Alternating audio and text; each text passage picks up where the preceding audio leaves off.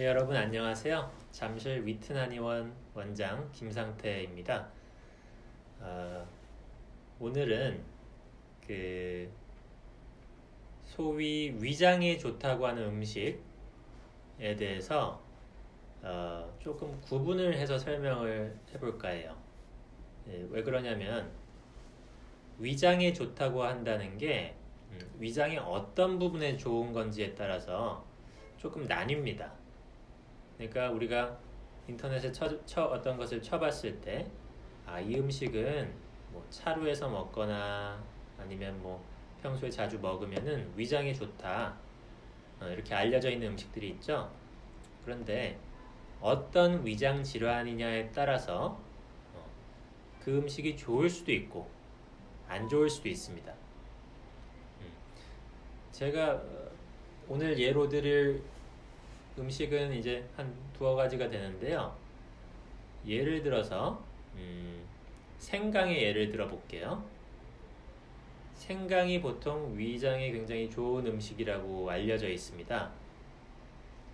근데 이제 저한테 찾아오시는 위장 환자들을 이제 크게 분류를 해보면은 크게 보면 이제 두 종류예요.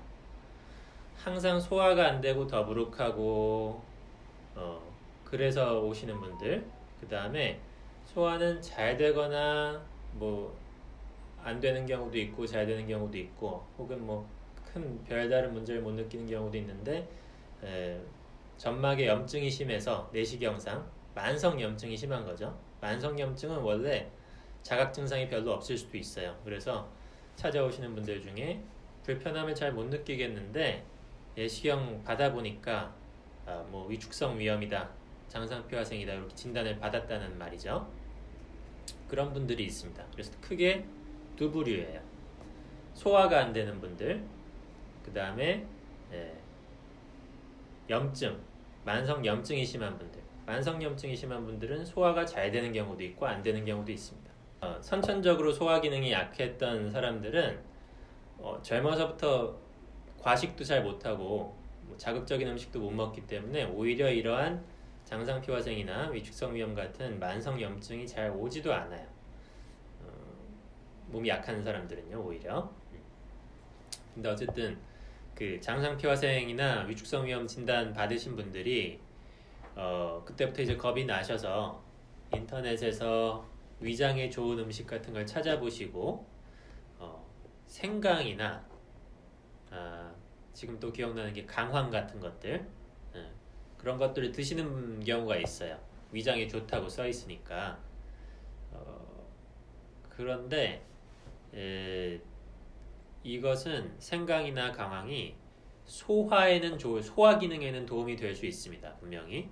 그런데 내시경을 딱 들여다봤는데 위장 점막에 염증이 심한 분들, 이런 분들은 오히려 방해가 될 수 있어요. 왜 그런지 살펴보겠습니다. 생강이나 강황은 일단 매운맛이 있는 약재입니다. 매운맛은 혈액순환을 좀 시켜줍니다. 매운맛, 우리가 엄청 매운 거 먹으면 막 땀나고 몸이 좀 후끈후끈해지죠. 그래서 적당히 매운맛은 혈액순환 시켜주면서 좀 소통도 시켜주고 해서 몸에 좋을 수 있습니다. 그런데 매운맛은 어쨌든 염증에는 좋지 않습니다. 그래서 내시경 점막 같은 거를 딱 봤을 때 염증이 별로 없지만 평소에 소화 잘 안 되고 몸도 약하고 이런, 몸도 차고 손발 차고 잘 체하고 이런 분들은 생강이나 강황 같은 매운맛이 적당히 있는 약재를 뭐 차 형식이나 아니면 분말 형태로 흡입했을 때, 먹었을 때 몸에 좋을 수 있어요. 그런데 장상피화생 진단 받으신 분들은 이런 거를 드시면 그 매운맛으로 인해서 오히려 염증이 더 심해질 수 있습니다. 그 생강이라는 약재는 한의서에 위장에 굉장히 좋은 약재로 나와 있는데 뭐라고 나와 있냐면 구토의 성약이다 이렇게 나와 있어요. 그러니까 구역질 많이 하거나 구토하는 사람, 그런 사람들한테 굉장히 좋은 약재다.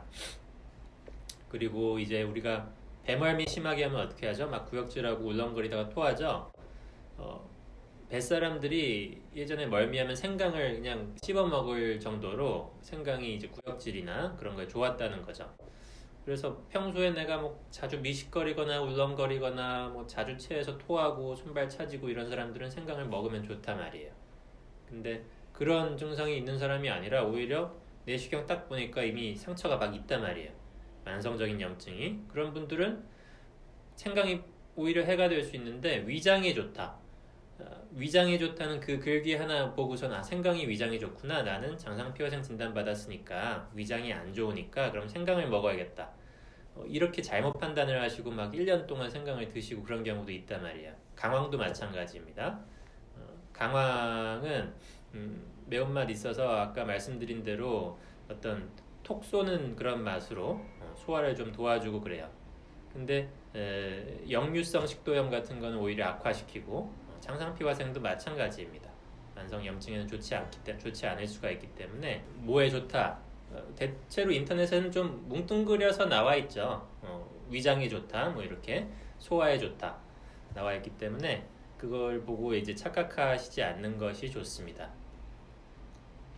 그리고 조금 더 나아가서 생강이나 강황 같은 그런 시중에서 쉽게 구할 수 있는 한약재이기도 하면서 식품이기도 한 그런 약재 말고 한약재 중에서도 흔히 위장에 좋다고 알려진 약재들은 대체로 생강이나 강황이나 그런 성향을 가진 약재들이 많아요.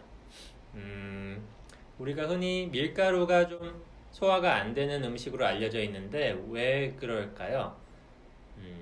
밀가루도 쌀알처럼 밀알로 수확이 되는 음식이죠. 근데 밀알을 쌀알처럼 밥 지으려고 이렇게 섞어서 물로 부으면은 이렇게 다 막 찰기가 너무 심해서 다 풀어져 버립니다. 그래서 그걸 가루로 내서 반죽을 해가지고 먹는 거죠. 그래서 여기서 할 수 있는 거는 밀가루는 굉장히 찰기가 있고 습기가 있는 음식이에요. 그래서 소화력이 좀 떨어지는 분들이 먹으면 그 찐득찐득한 것이 위장에서 좀 더부룩하게 남아있을 수 있죠.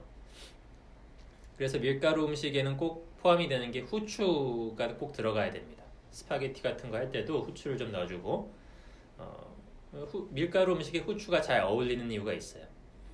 후추 먹으면 어떤가요? 후추 생으로 먹으면 엄청 맵고 톡톡 쏜단 말이에요.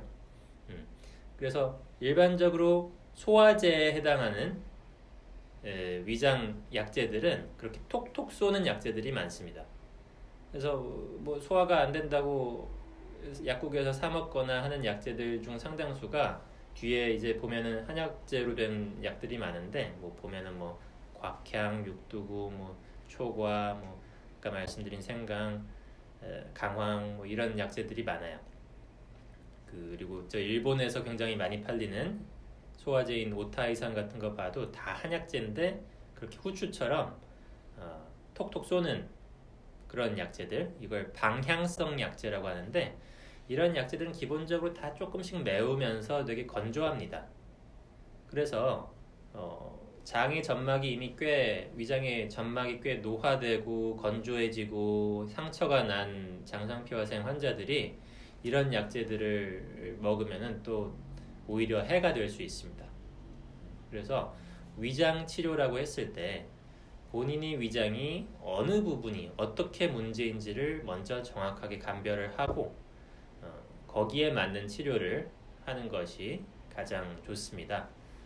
그래서 평소에 소화가 안 되시는 분들 아니면 내시경상 찍었을 때 문제가 있어서 걱정이신 분들, 이런 분들은 일단은 섣불리 위장에 좋다는 이유만으로 뭐 이렇게 드시지 마시고 전문 의료진의 상담을 받아보시는 것이 좋습니다.